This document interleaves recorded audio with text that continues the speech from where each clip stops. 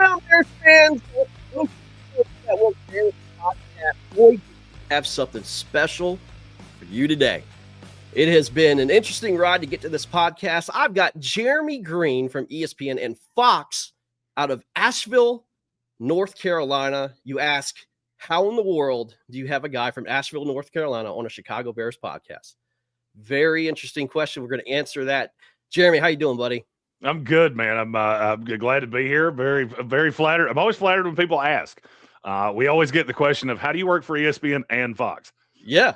That's an interesting story that gets into radio purchase rights and things like that. But I am with ESPN in Asheville. I'm with Fox Sports in Greenville.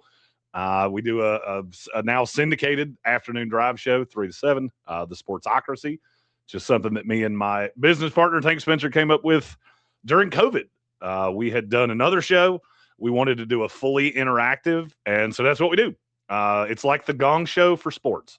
I love it, man. We prep 10 topics. We usually talk about 2 of them, and then the people on the phones or in the text lines or the YouTube chat just kind of steer it, and that's our day. I've seen some of your content, man. Impressed. We came across each other. It just so happened that your video, which we're going to talk about here in a minute, came up on my feed. And I was like, man, this guy's got a pretty soothing voice. And then you started talking, and I was just like, okay, what is he trying to say? And then it's like, okay, man, now I'm triggered, But we're coming on. The big topic was Caleb Williams being a top 10 quarterback. And I want to show this. This was the ESPN top 10 quarterback list that came out that was ranked by coaches, executives, and scouts. And you got your usual suspects: Josh Allen, Patrick Mahomes, Matthew Stafford, Joe Burrow. Although I'll be honest with you, I put Joe Burrow a little lower than that. We can talk about that. Lamar Jackson, Dak Prescott, Justin Herbert. Again, I don't think Justin Herbert should be there, but we can talk about that later too. Drake May, Jared Goff. And number 10, our boy, number 18, breaks the top 10, Caleb Williams. And since this list came out, Jeremy, not only the analysts around, the social media network, there's always this big debate about Caleb Williams being number 10. And with all that being said, you dropped this video. What percentage do you think he threw off target last year? 25%. 20.2. That means 1 in 5 throws he made was just completely off the mark. How many quarterbacks in the NFL that qualified, and there were 38 of them, how many finished behind him? 2. It's 1. Give you one guess who it was. Shedeur Sanders. That's correct. Drop that video, man. Your listeners already hate me. They know nothing about me. They already hate me. Yeah. But you know what? I mean, it's nothing that we haven't heard before, but we're here to talk about and debate Caleb Williams. And like I said, when we talked, kind of messaging each other, I would love to have you on because look, I cover the Bears, big Caleb supporter. There's a lot of, outside Chicago, not hate so much, but, there's this question about Caleb being on this list. Now, look, lists are like assholes. Everybody's got an opinion, right?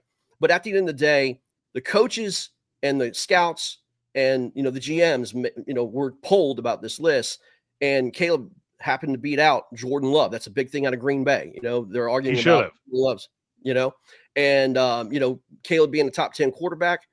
There's some debate there. You had some questions about that. I'm going to go ahead and let you talk about what your video was all about. So I got to go back a step. So first of all, Bears fans, if you want a reason to like me, to put Caleb Williams and Jordan Love in the same discussion is so comically stupid to me that I can't figure out why people keep doing it. Because to me, Jordan Love is like, it's like the love line. That's what I call it. Do you have a franchise quarterback? Because I think Green Bay barely does. If he's better than Jordan Love, yes, you have a franchise quarterback. If he's worse than Jordan Love, you don't. Because I think Jordan Love is that line of demarcation. I love it. Agree. Now, the bigger topic and the thing with reels that it's really hard to boil them down to a minute. That segment itself was 37 minutes long. So we had to boil it down to a minute to get the biggest thing out. And I'm not going to lie. My social media manager, Megan, she is wonderful. I love her. She really enjoys poking people. And so she takes things like she made 8 reels out of that one segment. that had nothing to do with each other. If you didn't hear it, you don't know that this was a bigger topic. So the bigger topic of what I was talking about is we throw the word elite around like it's just casual. It's not. There are 5 elite quarterbacks in the NFL. There's one that's very close, one that if he stays healthy, I think can get there. There are 2 more that are their own little individual tier. And then from 10 to 14, we can argue to the death between Caleb Williams.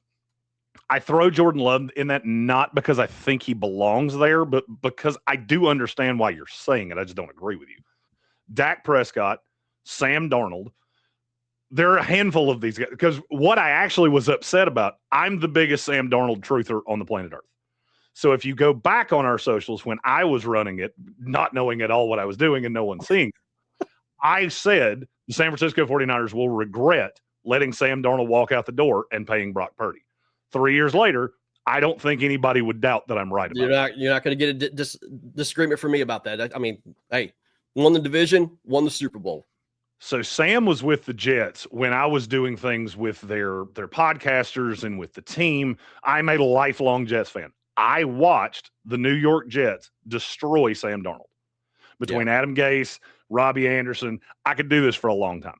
Yeah. That was actually what I was saying. It's not, I will be honest. I had Caleb Williams 3rd in that draft.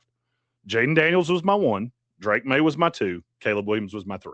I've been on with the CHGO guys. I've been on with a lot of people in Chicago. It's not hard to find that was my take. Now, the question is why? It's not arm talent. Caleb Williams has all the arm talent in the world. What I have struggled with Caleb is that one read offense that he came out of in USC, because he was a Lincoln Riley guy. So he basically he ran that offense. Oklahoma and then followed him to USC. I've watched it with Baker Mayfield. I've watched it with Kyler Murray. These guys get that in their head, and it's hard to get it away from them. When Ben Johnson, who I just so happen to know pretty well because we're from the same city, when he got that job, that was when I went, okay, that has a chance to work, because I think Ben Johnson's the 3rd best coach in the NFL. For me, it's Andy Reid, it's Sean McVay, Ben Johnson 3. And I will fight that. No disagreement. No disagreement there. Then what I saw last year, there was some improvement from Caleb. The sack numbers went through the floor. That was a huge reservation that I had with him. Absolutely. But then there was that one thing, and I'm not a stats guy. I'm a watch the damn game guy. If you watch the tape, Jordan Love, Caleb Williams, you watch those 2 side by side. If you can tell me you think Jordan Love's better, we don't really have much more to talk about because I don't know what you're looking at. Caleb is very obviously more arm talented. Where I gristle at lists like this is just look at who they put Caleb ahead of. They put him ahead of Sam Darnold that just won a Super Bowl. I know Sam's not sexy. I'm well aware of that. Sam Darnold as a talent was better to me than Caleb Williams, and now he's in a better situation. So when you see Caleb right there at 10, and I love how you said that with there's the love in Chicago and then there's all the outside noise. The outside noise is what I'm talking about. Yep. When you see Caleb at 10, if he comes in this year and he has a year, let's say he takes a 3rd year step forward and he gets to 62% completion percentage. The touchdown to interception ratio goes from 3.5 to 1. I think it was 3 to 1, 3.5 to 1, somewhere in there. It was 27 to 7. Yeah. Yeah. So right at 4 to 1. Yep. Let's say it goes from that to even a more Mahomesian level or one of those that gets into that 5.5 to 1. But Chicago takes a step back. What do you think's going to happen with the outside noise when they've seen him at 10? It's gonna crank right up. All it does is load the wheelbarrow for the dum-dums to go, see, I told you the record wasn't as good. I don't want pressure on a quarterback that doesn't need to be there. That kid was already the number 1 pick in the draft, and he was seen as a generational, no doubt talent. He has shown franchise quarterback. I don't think that's debatable. The Chicago Bears are one of 16 teams in the league that looks at their quarterback situation and goes, we have one. Sure. When you see him get to 10 and he goes ahead of Trevor Lawrence, which that is one that I had a huge problem with, who took a Jacksonville team that was nowhere near as good. I don't think Liam Cohen's nearly as good a coach as Ben Johnson. There were a lot of pros for Caleb. Trevor Lawrence was a better quarterback than Caleb Williams last year, and I don't think that's debatable. Well, if you want to debate it, I totally will. Well, look, Trevor Lawrence was outstanding, and losing Travis Hunter didn't help his cause. Brian Thomas Jr. or Brian Thomas didn't have a great year, and to be able to do what they did, they basically had the same season as the Chicago Bears. I mean, it was a very footprint or a fingerprinted season as the Chicago Bears. Where I struggle with Trevor Lawrence is like the history of Trevor Lawrence, right? If we're just talking about last year, I think it's damn close. I think Trevor, he's got this. I still think he's got this immaturity about him. I really do. I just think that he just is. Look, one thing about Caleb that no one can ever deny, and I think Trevor Lawrence does not have this gene, is just the clutch gene in general. It seems like the fourth quarter, when the pressure's on Trevor, he could play well when they're up, but when they're down, Trevor Lawrence tends to fold, historically speaking. Caleb has already proven, broke the NFL record, 7 fourth quarter comeback wins, broke the NFL record. He's got this gene, and I think that's what the coaches here in this poll really looked at was, hey, look, man, this kid's got it, right? And like it or not, social media dominates the NFL. They look at these highlight reels. They can't look at, the tapes on every 32 teams all the time.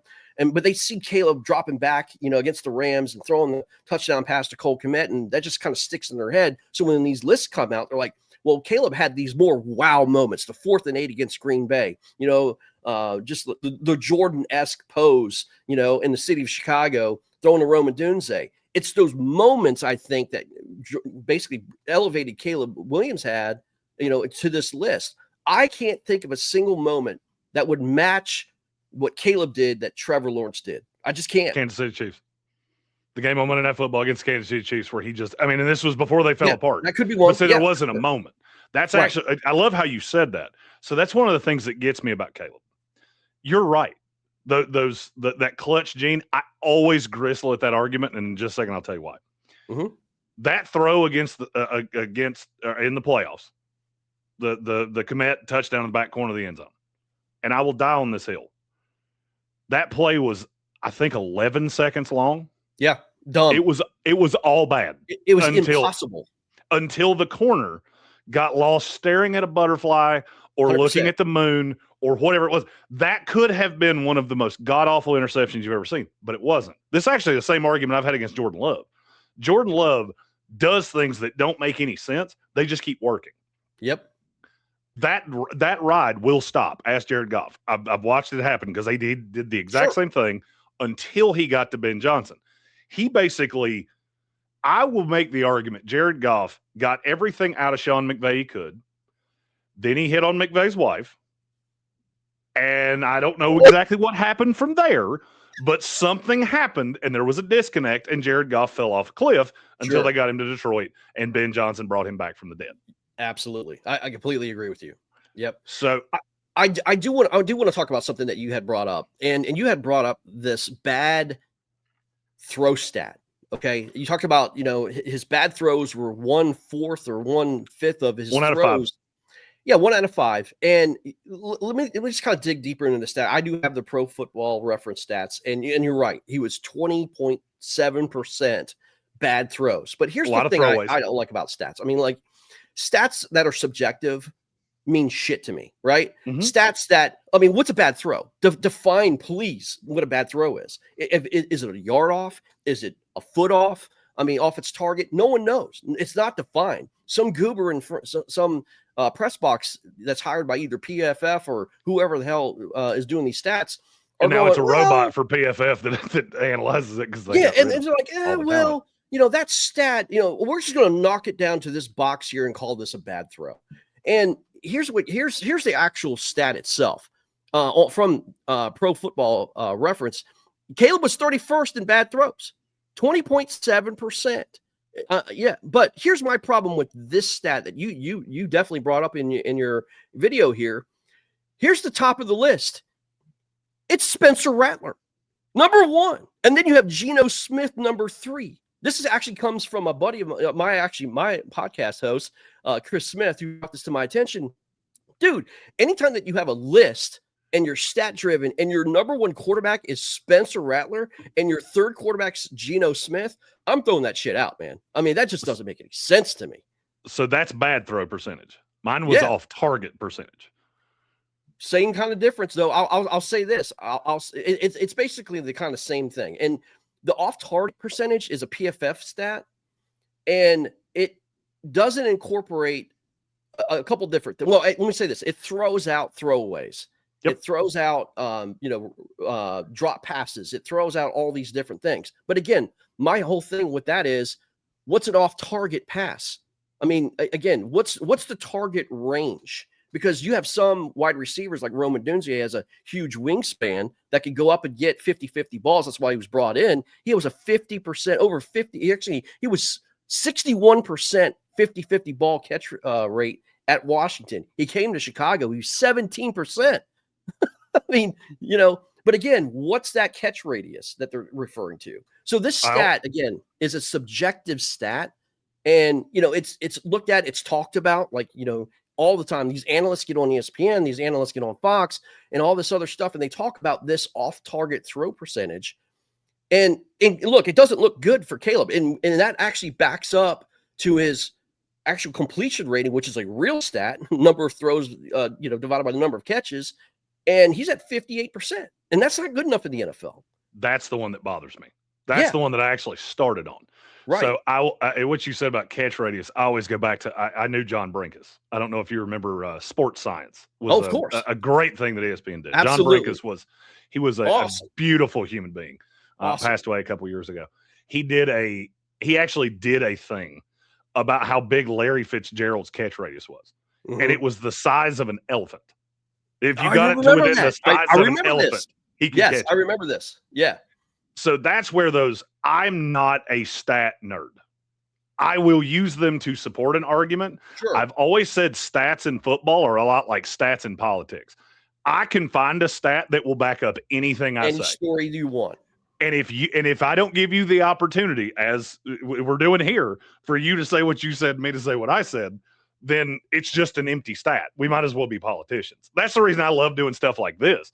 Yeah. Whether we agree or not, sure, I think it's great for two people that are, I obviously I just met you, but I can tell very quickly you're very well versed in sports. We're seeing two things two completely different ways. Sure, and that's okay. And I've always said this about sports. The beauty of it is that we'll argue about it.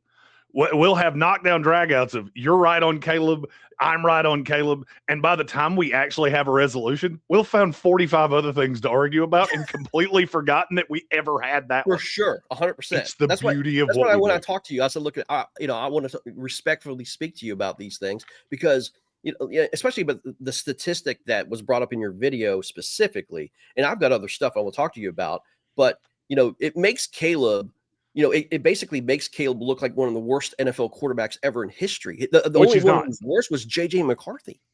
Which he's not. Right. He's not.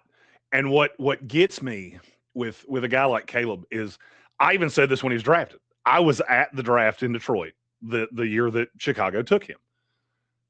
And I said, Caleb Williams is going to be treated like a finished product. He's not. He's going to be compared to Caleb Williams.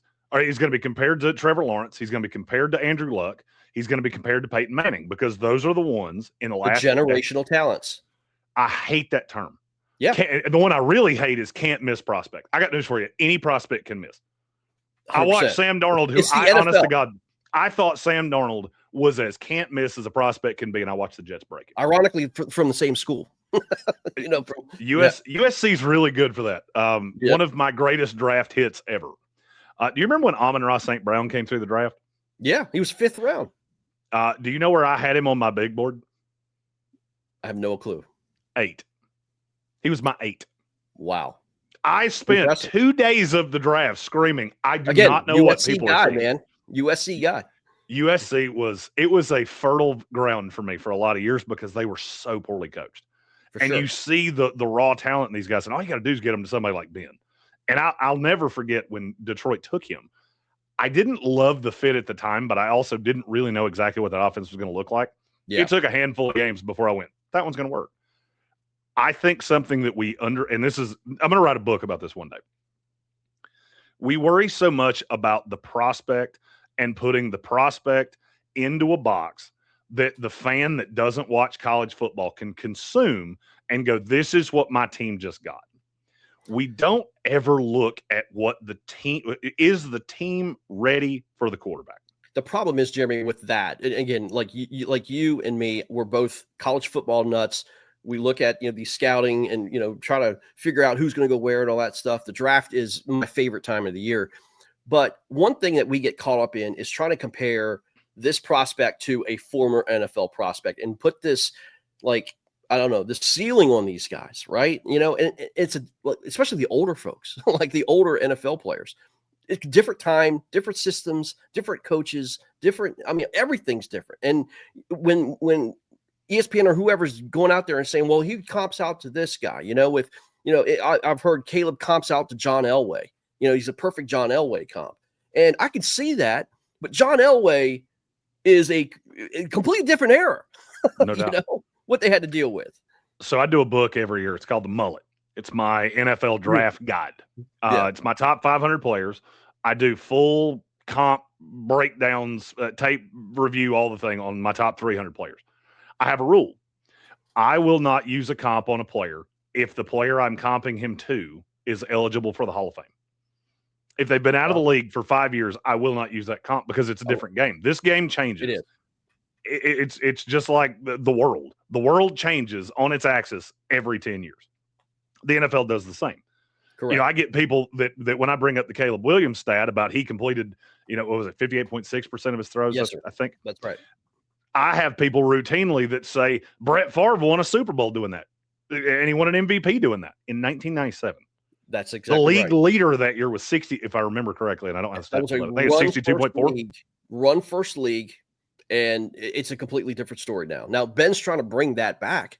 He's trying to run over nearly 50% of the time, but it's a completely different game. Can't touch the quarterback. And we can go on and on. No, that's where I think you have to look at things within the vacuum of when guys played against each other.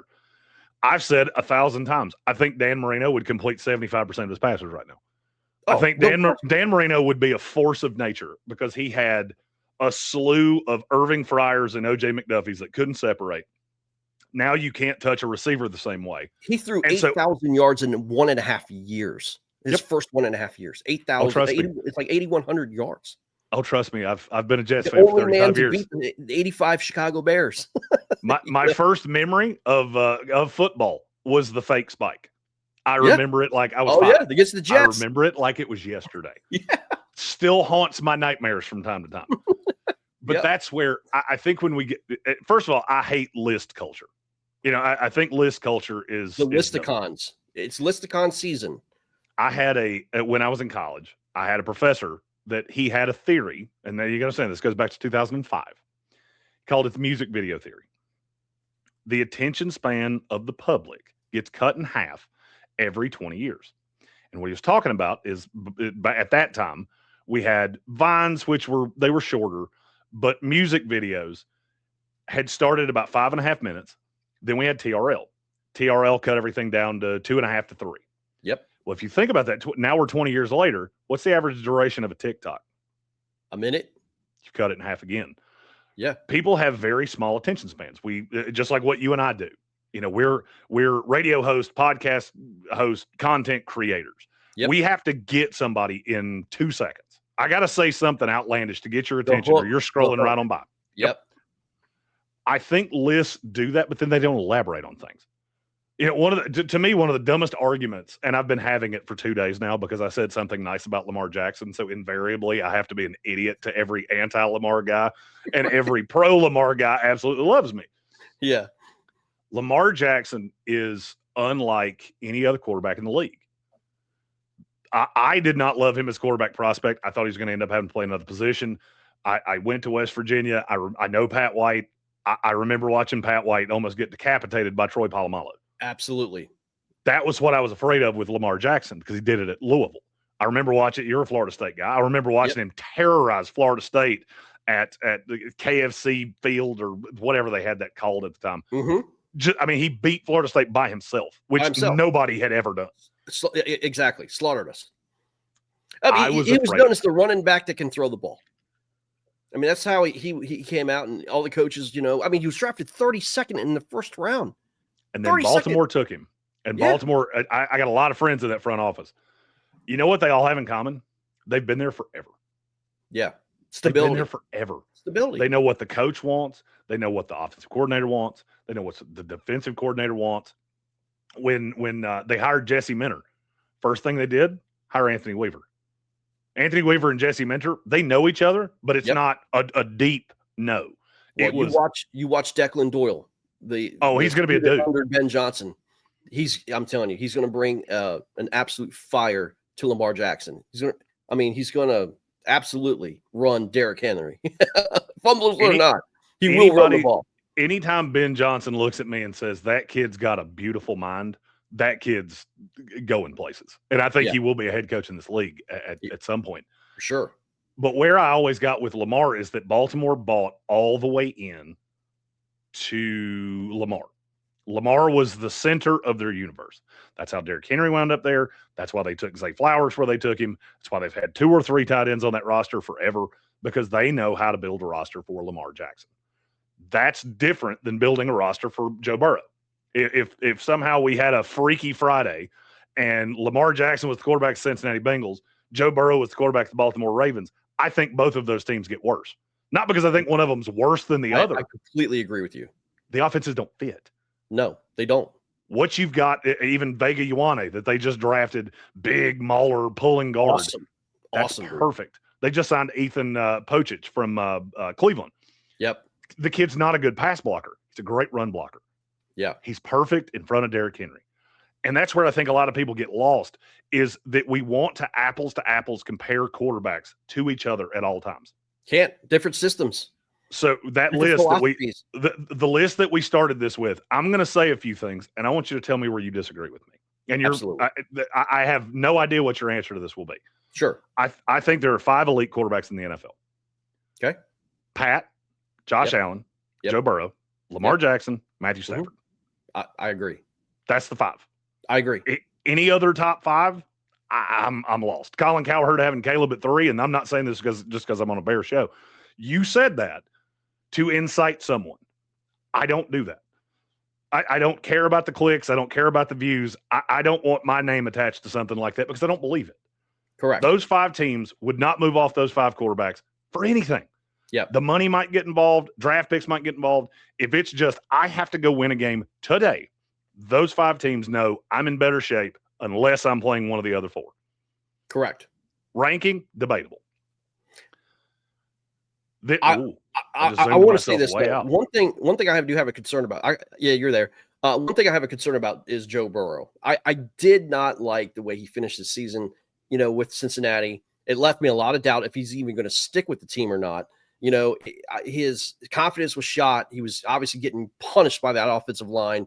If that happens again this year for Joe Burrow, even though he's got these unbelievable weapons and the defense is going to get a little bit better, I just worry a little bit about Joe's confidence going into this season. I'm going to put a little asterisk there. Hopefully he'll get, right now he's definitely top 5, but we've got to see what that offensive line can do for Joe this year.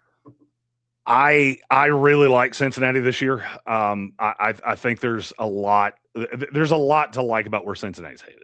Yeah. I'm also just an unabashed Joe believer. Dexter He's got to stay healthy. Didn't hurt. No. It didn't hurt. Jonathan Allen doesn't hurt either. Yeah. That's right. And they got a linebacking core. And yes, I'm showing my South Carolina homer here, but between Barrett Carter and Demetrius Knight, you get defensive tackles like that allow them to flow downhill. You're going to see a difference in that defense. Completely agree. I do want to kind of circle back with Caleb, though. One thing, we were talking about his concern is, the completion rating, at 58.6%. And look, that's tried and true. One of the things that, again, this is the inside stuff that we hear in Chicago that outside people really just don't hear and see. Because, I watch every second of every game, training camp, everything goes on. There's some things that you see that has hurt Caleb. And, of course, Ben went into the season asking him to do 70% completion rating. That was the goal. He didn't come anywhere close. But at the same time, the Bears led the NFL in drop passes and yards. 700 yards of missed dropped. These are legit missed dropped passes. That if they would have caught half of those, he would have had a 62.3% completion rating. Not only that, one thing about Caleb Williams when he first came out, and again, we just come from Justin Fields. You got to remember this. Oh, those are bad words to me. With Matt Eberflus's system, who didn't even train him how to see what NFL tape looked like, and Shane Waldron. But you've got a situation where Ben Johnson comes in. He's the first year in Ben Johnson's system. Very, very detailed. I mean, to the point where you line up a yard off, he's going to blow the whistle, stop the play. You got to redo it. The Bears, even with Ben Johnson in his meticulous game planning, the Bears were 6th in the receivers running the wrong route. And why is that important? Because Caleb is trying to be an anticipatory thrower. That's how you have to throw in the NFL. You have to throw receivers open and not wait like Justin Fields did to have the receiver open. And he was thrown in spots, and you're like, where the hell are you throwing, Caleb? I could think of, the 30-yard play to Luther Burden in the playoffs. Luther Burden was not in the right spot according to the route chart, right? 6th in wrong places. Not only that, Caleb Williams was 6th highest in the depth to target ratio, meaning his average depth thrown was 9.2 yards. And it's not a dink and dunk offense. Ben Johnson wants explosives. And with explosive plays and long depth throw average yards of 9.2 yards, there's a lot of maneuvering and running and throwing at the same time and throwing out of bounds and everything else. There's a lot of completions that just won't happen because of Ben Johnson's system. And when you have receivers running the wrong routes, dropping balls, 9.2 depth yard ratio, and Caleb said this too, he was asking specifically about the completion rating. They're like, well, yeah, we're working on that. But at the same time, I know I don't have 3 downs. I know I have 4 downs. So if I need to throw the ball away, I've got that extra down. I can make a play. Now, that doesn't excuse a 58.6% completion rating.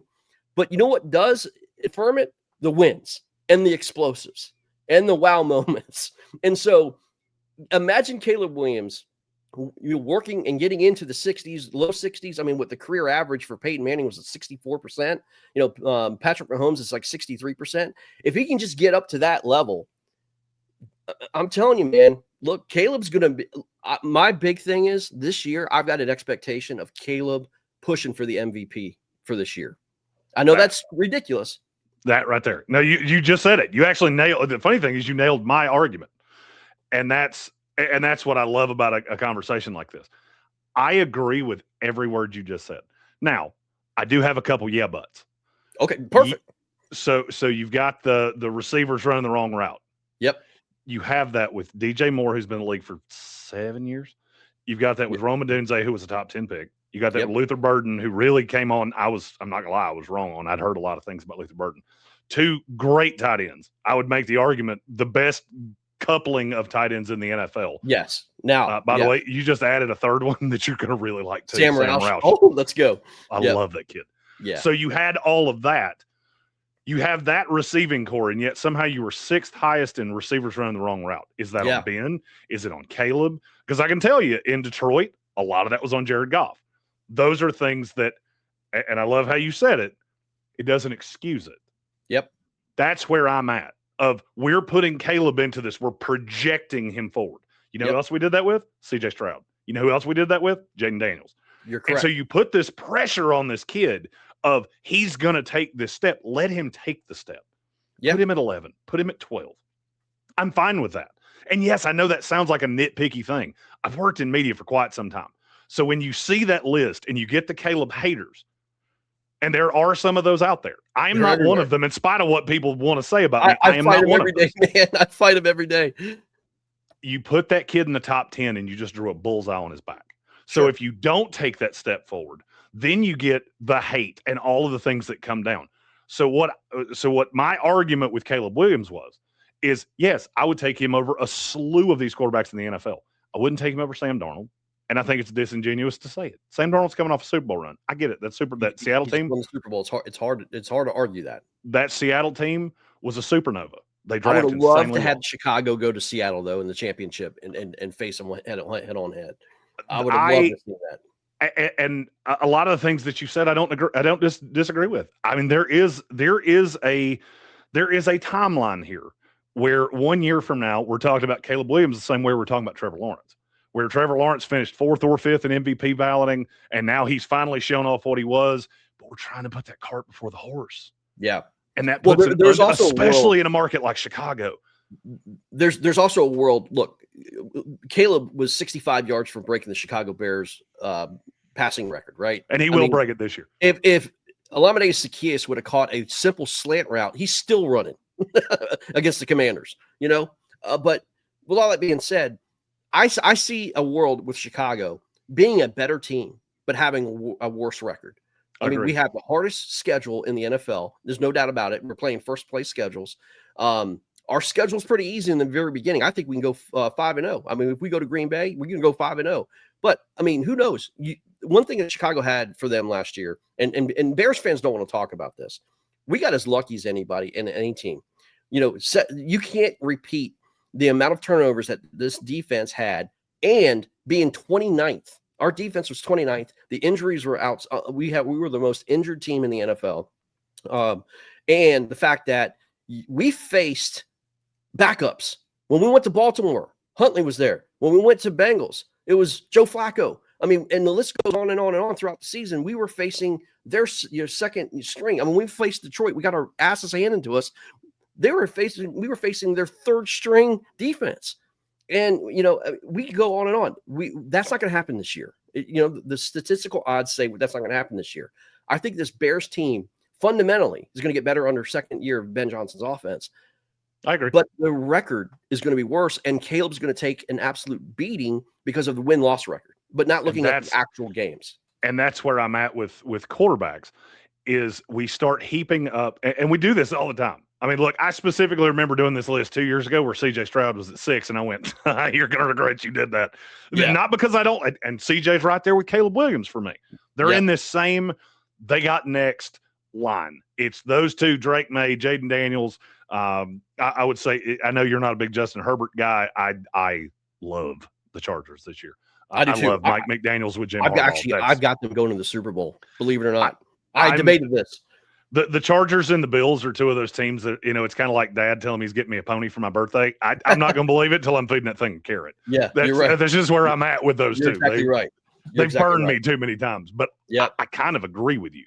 I do. Those guys, when we start putting one ahead of all the rest of them, the history of it over the last 5 years, that kid craters, their confidence suffers, and then you start taking the things away because you're putting the cart before the horse. It's nothing that Caleb did. Caleb didn't ask to be 10 on this list. Right. I'll be honest with you. I would bet you if you got Caleb in a room and said, hey, do you like that they put you at 10 on that list? He'd probably go, yeah, I kind of wish that was Sam. Then I'm in honorable mention. We're not, this isn't a topic a week later. Sure. We're not doing this podcast. Because it's all noise. Yeah. If there's one thing that NFL teams being around them have told me, is it's the devil outside the door. That is what we're the most scared of, because these guys at the end of the day, they're alpha males. This is type A of type A. And so you hear these things and it gets in your head and you can't avoid all of it. So my qualm with Caleb Williams is not that I don't think he can one day be a damn good quarterback in this league. I think he's already a pretty good quarterback in this league. I just think when you open the door to the trolls and the haters, only bad can come along. And seeing him at 10, and I'll be honest with you, Colin Cowherd, he's a flip-flopper, man. He loves Caleb one day and he hates him the next, man. I mean, we're both Fox guys. Love Colin. Yeah. He does great things for my career. But buddy, none of what you said there made a whole lot of sense. It just it didn't. You put Caleb Williams in front of Joe Burrow, you're just drawing a target on this kid. No, I mean, even Bears fans would even admit that that's not the case. Just let it be quiet. Take those 5 and then look at the list in tiers. So you got the 5 I've said earlier. I'm super high on Jaden Daniels. I think it was all injuries and you mean RG4? Oh no. Come on, man. Oh, listen, I love Jaden. I love Jaden, but dude, listen, he's got to stay healthy this year. He's got to, man. He has the skinniest legs I've ever seen. And that does concern me. Kingsbury didn't do him any favors, man. This kid should have been under center the entire year. And with that running, look, they led the league in running the first 8 games. They were number 1. They got away from that. That's because Cliff Kingsbury, everywhere he goes, the NFL figures him out. And what happened to him in Seattle is an atrocity. Atrocity what happened with Seattle. I mean, Cliff Kingsbury it should never have been in that game. To nest that one down, Cliff Kingsbury is this is, if you'll give me a little leeway here, I got about a 60-second rant on this. Go ahead, man. Let's do it. One of the things that drives me the most crazy is when people tell me that they know so much about football because of how far they got as players. Your athleticism does not change your brain at all. Amen. Now, on the flip side of that, we get a lot of coaches that they think they're smarter than everybody else out there. Look, I've sat in a room with Sean McVay. I've sat in a room with Ben Johnson. I got news for you. That's the 2 smartest human beings I've ever met in my life. Ever. Sean McVay, this is a true story, had a class with a guy that is a friend of mine that lives in Ohio. He remembered his full name, his major, and his GPA. They never spoke. They weren't friends. He just knew from the class rankings and the dean's list. The guy never forgets anything. He can recall a play that happened 7 years ago. The down the distance and what the play was called. I mean, it's insane. So if you think you're going to consistently outspace, outsmart, outflank guys like Sean McVay, like Ben Johnson, you're just not going to do it. No. Cliff Kingsbury thinks he's the smartest guy in the room. He always has. He probably always will. And that is what has burned him time and time and time again. David Blau, he doesn't feel that way. And am I biased because I do stuff with the Commanders and they've become my de facto team? Absolutely. But I've also been around this and watched the maturation of Jaden Daniels, and I have really high hopes for him. You know, he and Drake May are my 6 and 7 because those are the 2 that I've seen elite, but I have a but. With Drake, it was you played a schedule that was and you played a max schedule. You can only play who's in front of you. You know, that's true. What you were saying with the Bears, absolutely no reason to apologize for that. You play the schedule that they gave you, and you did it well. Can't control it.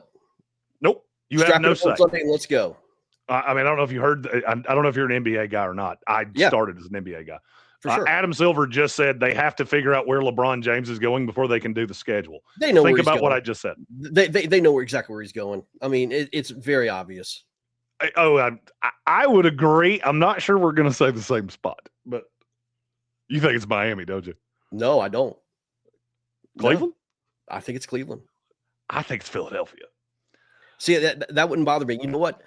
Here's, again, being Washington, with Anthony Davis there, I don't know why they don't push to go get him. I mean, AJ DeBonsa, you know, and LeBron James. And that kid's filthy. I saw DeBonsa up close and personal. He's Caleb Wilson. I mean, I know you're. I think he's the best pick in the draft. Caleb Wilson is going to be the best. Yeah, he's the best pick in the draft. I've covered Carolina. I've worked for a Carolina station for 10 years. Yeah. Caleb Wilson is the single best player I've seen come through Carolina since. He's disgusting. Yeah. Well, Joseph Forte probably. Nosar, and you know, I mean, we could just go on and on, but I think LeBron would be awesome as a small forward with the Wizards, man. I feel like that trust the process thing was that he was telling us where he was going because that's what he does. But where I was headed with that is, you know, Adam Silver says we have to know where he's going for the schedule. Trust me, all of those things play in, and it's not advantageous for guys like Caleb, for guys like Drake, because they want to get you in prime time. They take you off your schedule. The best thing you can be is boring. True. Sam, one of the things that I think won Seattle a Super Bowl, that team was boring as watching paint dry. Yeah. Well, one thing about the Bears, I mean, we're going to be on prime time 7 games this year, 7 games in prime time. Everybody's going to have their eyes on Chicago. And again, you think Caleb's critics are out last year. Wait till they see him in prime time. You know, again, over and over and over and over again. I mean, they're going to hammer this kid. One of my closer friends in the league, former player, told me at one point, think about it this way. You do radio every single day. You come in to do your show from noon to 3 every day, because that's where we were until just a couple weeks ago. Now imagine I tell you that for one night, the biggest show of your week, arguably the biggest show of your month, maybe the biggest show of your year, is at 8 o'clock. How much do you think that throws you off? The sun's not coming through the window. Just all of these little things. Primetime does that too, guys. It changes the schedule. It changes everything. And so that is that's another thing. And I'm sure at the end of this, Bears fans are going to go, I hate that big mulleted, ginger bearded idiot. But it's just all of these things that you cannot control. But then you prop Caleb up on a pedestal and you're putting the target on his forehead. Sure. It may not be him. He may take that step forward, like you just said. Now's my but, right? Caleb's had this all of his life, though. Look, he grew up here in the DC area, played for DeMatha. He's had the spotlight on him his entire career. You put him in Oklahoma, you put him in USC. I mean, these big market football teams. He's had this spotlight on him, and he's always shown up for it. And he has, and he's even been asked, what about the primetime schedule? He goes, I love when the lights are on. He is built for the lights. He's built for that moment. We saw it in the playoffs, man. I mean, look, this, I know this. There's no bigger lights on stage when it's just one game on in the playoffs in the NFL. And I thought he did a fantastic job. Fantastic job. His first year in the playoffs. His first trip to the playoffs, I can't disagree with you there. I mean, look, the kid's always had. I hate the clutch gene argument, but Caleb is one of those where I go. I mean, he's obviously got it. People forget this. His first game in college was in the Red River rivalry, as Texas is just beating the brains out of Oklahoma with Spencer Rattler. They turned to him at halftime, and what did he do? Won the damn game. I mean, we're here. And he was the best player on the field. Stripped that ball from the running back, and off he went, man. I mean, and he was the best player on the field. So, I mean, there's the talent aspect has never been what I've gristled at with Caleb. It's that there is a natural maturation that has to happen here. Absolutely. And I feel like we want to put – and I don't blame Bears fans for this, by the way. I totally understand every person that wears that C or that bear on a hat. I understand why you want to defend your guy and go to the pavement with that guy. Because you've been a Jets fan. Let's say you're being a Jets fan. We have never had a quarterback in Chicago. And I would even venture to say Jim McMahon, he won the Super Bowl. Still is not a franchise, long-term 10, 12-year quarterback for the Chicago Bears. We've never seen it. The closest I would argue, the closest you've ever come was that one's before my time. I would have said Jay Cutler, but that's the closest you've ever come in terms of talent. he's had his moments, but man, as a leader and as a person for stability, the players hated him. I'm not that far. I don't live that far from where Jay lives. He was a Denver retread. It's just one of these things, man. I mean, look, he had his moments too, but I think Caleb is going to be here for over a decade. I think he's going to be the first $1 billion NFL athlete. I think he's going to sign a contract for 10 years. For $750 million, they're going to lock him up, just like Patrick Mahomes got with the Kansas City Chiefs. And then with all the endorsements and everything else, I think he's going to be the first NFL $1 billion player. And Chicago's just going to have to do it, man. I mean, he is that guy. That's entirely possible. Yeah. He has that upside. Right. The only thing that I will say is the more pressure you can take off of that kid, not because I don't think he can handle it. That's not the point. The point is when and I go back to that list there's no Trevor Lawrence ahead of him on that list. Yeah. Every game that if they play in the same window and Trevor goes 32 of 41, 340 yards, you know what every Jacksonville Jaguars fan is going to be saying? They had Caleb Williams ahead of him. Yeah. Yeah. Well, here's the thing too. Look, this is professional football. We're not going to baby our athletes. Sure. Ben Johnson is going to give him the amount of support he needs. They've already done it. I mean, Caleb was, he was picked number 1, but I would argue he walked into probably the best situation that any other drafted NFL quarterback number 1 in history walked into. We stole it from the Carolina Panthers. I mean, he already had stars. He had DJ Moore. Mm-hmm. He had Cole Kmet. He had a pretty decent offensive line. He walked into a wonderful situation. Unfortunately, the coaching staff was inept. Now I think he's in the best situation with Ben Johnson. The offensive line brought Joe Thuney in and solidified the entire offensive line. Weapons everywhere. I mean, I don't know who they're going to throw the ball to. I mean, the pressure is on Caleb, and I think Caleb knows that. But I think Ben is going to kind of calm that meter down by having a balanced offense, the running game. I mean, DeAndre Swift, Kyle Monangai, the top 5 offensive linemen in the NFL. I think it's really going to help Caleb, not put Caleb in position to where, now I do have a little concern about our left tackle position, but I think with the balanced offense, I think Ben knows that this year is going to be a little bit different. He's not going to have the 9.2 target rates. a little bit more crisper, quicker passes, and just march this Bears team down the field. One thing that the Bears did not do last year is start off well. The reason why we had to come back on 7 times and win games is because the Bears' first half was horrific. And I blame That's Ben. another part that was always hard for me to understand. I did say that, if anybody goes back and watches the full video where I was talking about Caleb, I did say it does bother me that there were so many times, and I go back to that Giants game. Yeah. Caleb looked completely lost for Jackson 3 Dart quarters. destroyed us. He was I the love best player on the Jackson field until he got hurt. Jackson Dart's one of those that. So I know Lane Kiffin, and I got to be around Jackson Dart at the Senior Bowl. I'll just tell you a quick 10-second story on him. Go ahead. Lane told me, ask the kid how competitive he is. So I'm on the field at the Senior Bowl, and I said, Coach Kiffin asked me to ask you how competitive you are, and he said, "You want to play rock, paper, scissors right now?" It's the funniest. It is legit one of the funniest lines anybody's ever said to me. So we're sitting here at Hancock Whitney playing rock, paper, scissors, and every reporter around me is like, "What is happening right now?" I like the Giants this year too, man. If they could stay healthy, I do. I like the Giants, man. I don't think they're winning the division, but I like the John Harbaugh hiring. Their receivers definitely need to get healthy. Their defensive line is elite.